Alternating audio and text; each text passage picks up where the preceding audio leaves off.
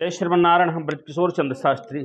आज बिहार की राजनीति और काराकाट लोकसभा क्षेत्र की मैं बात कर रहा हूं। आज पवन और खेसारी की जुगल जोड़ी जो सामने दिखाई दे रहा था, अपने आप में बहुत महत्वपूर्ण है। सदैव लोग बिहार की बातें चर्चा करते थे कि बिहार में कहीं कहीं भी आप जाइए केवल जाति के आधार पर चुनाव होता है, लेकिन आज पवन और खेसारी दोनों एक मंच सजा करके स्थापित कर दिए कि बिहार से एक नए युग का शुरुआत हो चुका है और बिहार अब जाति और धर्म के तरह अपनी बातों को अलग करकेगा।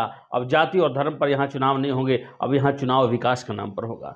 जिस प्रकार से खेसारी लाल यादव ने पवन सिंह के लिए वोट मांगा और चरणों में झुककर जनताओं को प्रणाम करते हुए जो बातें कहा कि जिस राह पर पवन चलते उस राह पर हम चलेंगे, आज आपकी भोजपुरी पूरी दुनिया में गूंज रही है। आज बड़े से बड़े लोग काराकाट लोकसभा क्षेत्र में अपना चरण रख रहे हैं जो कभी काराकाट के नाम नहीं जानते थे।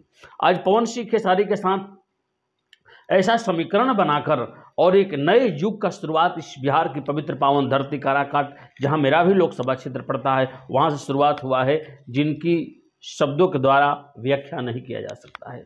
आज ये साबित हो गया है कि रघु और जदु दोनों एक ही पिता के पुत्र हैं और एक ही कार्य में लगे हुए हैं।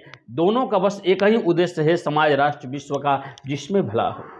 दोनों लोगों ने समाज राष्ट्र को तोड़ने वाली बातें नहीं कहा, जोड़ने वाली बातें कहा। दोनों लोगों ने अपनी गरीबी की बातें कहा। आज उनके पास क्या है, पवन और खेसारी के पास क्या है? अपने शब्दों का मां सरस्वती का कितना बड़ा कृपा है कि आज 45 डिग्री टेम्परेचर में भी लाखों लाखों लोग उन्हें सुनने के लिए, एक झलक पाने के लिए वहां पहुंच रहे हैं, देख रहे हैं। आज हम लोगों जैसे और आप लोगों जैसे लोग भी गर्मी में अपने घरों और एसी कूलर से बाहर नहीं निकल रहे हैं, जो सदैव आज 20 वर्षों से एसी कूलर और दुनिया के सारी सुख सुविधा में रहने वाले दोनों लोग आज कड़ाके की धूप में निकल कर प्रचार कर रहे हैं, क्योंकि मेरे पास करोड़ों का रुपया हो जाएगा, अरबों रुपया हो जाएगा। दोनों लोगों ने कहा कि नाम शोहरत भी तो हम लोगों को है और सही में दिखाई भी दे रहा है। देखिए, जब बागेश्वर धाम सरकार के पास भी खेसारी लाल यादव गए थे और नृत्य करके भजन गाकर लोगों का जो मनोरंजन किया, बाबा प्रसन्न हो गए थे। आज इससे पहले बड़े बड़े महाराजाओं के पास भी हमारे बिहार से कोई नहीं जाता था, ना कोई भोजपुरी एक्टर जाता था, ना भोजपुरी कोई गायक जाता था। आज पूरी दुनिया में खेसारी को, पवन को, मनोज तिवारी को लोग जानने वाले हैं, उनके फैंस हैं। तो ये कलाकार है और कलाकार का हृदय बड़ी कोमल होता है। कलाकार जाति और धर्म से उठकर होता है। कलाकार के लिए सब कुछ एक होता है। आज पवन के लिए पूरा फिल्म इंडस्ट्री और पूरे कलाकार, जितने भोजपुरी जगत के कलाकार हैं, वो सब अपने जाति, धर्म, मजहब सब कुछ भूलकर उनका खुलकर समर्थन कर रहे हैं। तो इससे लगता है कि एक सत्य व्यक्ति और सात्विक जिंदगी, सात्विक स्वभाव वाला व्यक्ति जो सनातन को साथ में लेकर चलता है और सबको साथ में जोड़ने का काम करता है, वैसा व्यक्ति इस काराकाट लोकसभा क्षेत्र से चुनाव लड़ रहा है। आगे क्या होगा इस विषय में मैंने भविष्यवाणी नहीं कर रहा हूं, लेकिन मैं इतना तो जरूर कह रहा हूं कि आज पवन खेसारी दोनों एक साथ एक मंच पर जो बातें कह रहे थे वो अपने आप में बहुत ही अद्भुत था।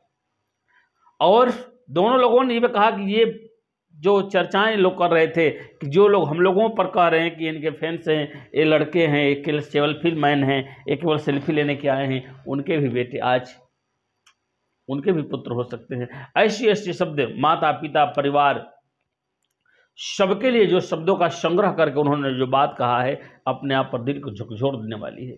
आज काराकाट लोकसभा क्षेत्र हेट सीट के नाम से जाना जा रहा है।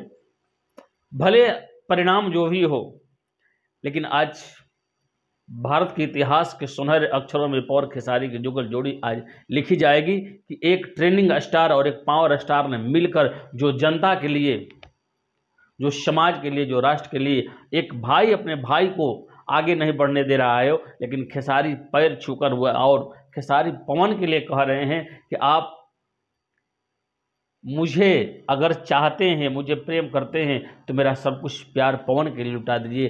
तो आज इससे पता चलता है कि हो ना हो, पवन ने भी कभी खेसारी के लिए कुछ किया था और इसी को मित्रता कहते हैं।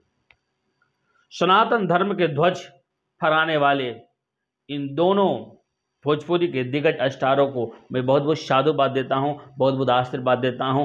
आपकी नीति और नियति दोनों सही रही तो भगवान आपको हर कार्य में सफलता प्रदान करेंगे। बहुत बहुत धन्यवाद। मेरी बातों को कोई अन्यथा ना, मेरी राजनीति विषय नहीं है, लेकिन मेरे अंतरात्मा में जो आज भाव उत्पन्न हुआ मैंने आपके सामने रखा है। प्लीज़ आज कोई भी बात अगर हो तो आप कमेंट बॉक्स में कर सकते हैं। जय श्रीमन नारायण, जय श्रीमन नारायण।